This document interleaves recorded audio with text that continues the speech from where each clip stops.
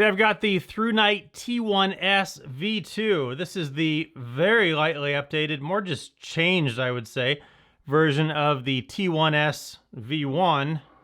And both of these are kind of an updated version of the original T1 right here.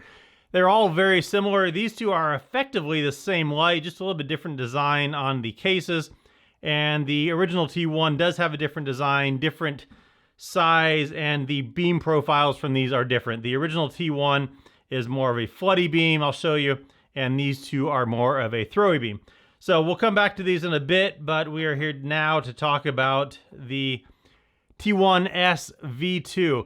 This one is $35.95. I'll put some links to it down below. You can check it out. It comes in 3 colors: black, dark green, and the desert tan. These will throw a calculated 603 feet, 184 meters.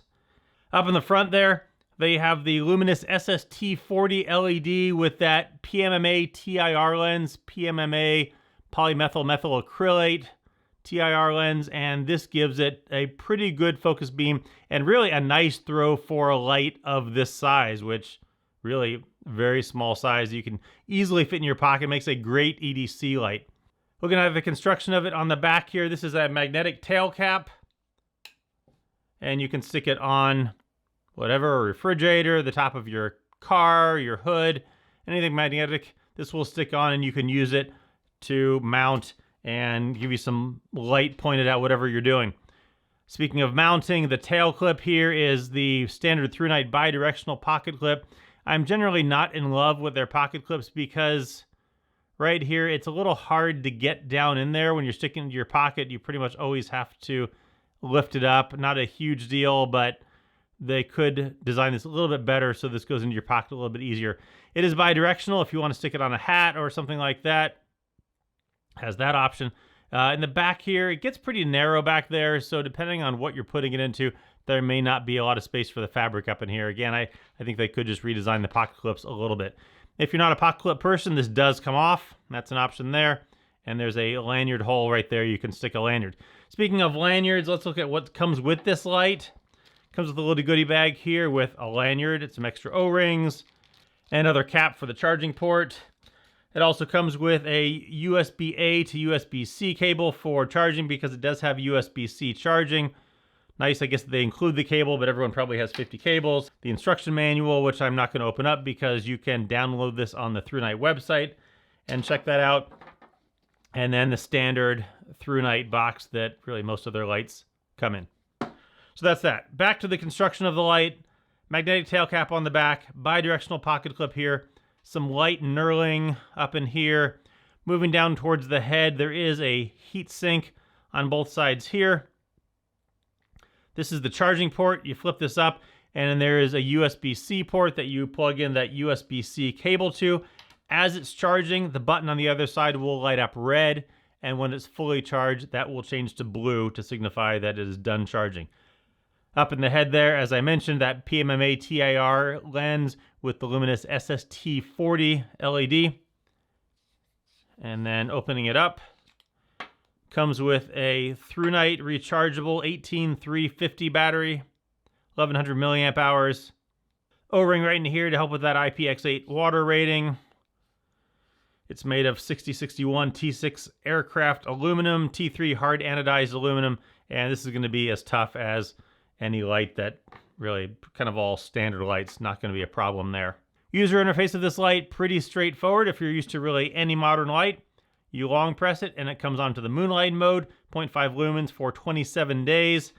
And then from there, you just hold it down and it will ramp through the brightnesses, low, medium, high, low, medium, high. From any brightness, you double click, you get to turbo, which is 1212 lumens. It'll do that for 5 minutes and then it will ramp down to 317 lumens for another 70 minutes. When this is on the turbo, the head really does tend to get pretty warm, but you're not going to be using a light of this size for a 1200 lumen output for a long time. If you're going to be somewhere where you need that kind of output and you know that, you're probably not going to be carrying this light. For an EDC light, it's plenty if you're going to need something like that. 1200 lumens for a brief use, but really 407 lumens on high, and it does that for 80 minutes, is going to be plenty for really almost all uses. From any brightness, you can triple click and it will get to the strobe, and then it will go back off. There's also a lockout mode. When you have it in the moonlight mode, if you hold it down, it will then go into the lockout mode. You can click it and it won't come on. To get it out of the lockout mode, long press it and it comes back in. Also, an alternative lockout, you can just twist the head and now it's locked out. Twist it quarter turn or so as an alternative easy lockout. Now, as I mentioned, the T1S versus the T1S V2, they are effectively the same light. They have the same output at 1212 lumens, and they will throw the same distance of 603 feet. The original T1 has an output of 1500 lumens, but with its more floody beam only throws 102 meters versus 184 meters. So it really just depends on what you're looking for. The T1 has this shallow orange peel reflector here versus the PMMA TIR lens in the T1Ss.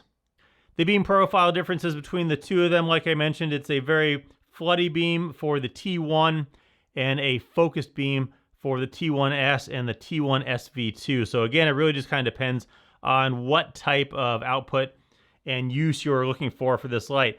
As much as a lot of people, myself included, really want a thrower, really for most uses, a floody light is probably going to be more ideal. So it really just depends on what you're looking for. Different outputs, same ballpark price. So you can really take a look between the two or the three of them and see which of these lights is going to suit your needs, or pick up one in each color. So there you have it, the Thrunite T1S V2, the T1S, and the original T1.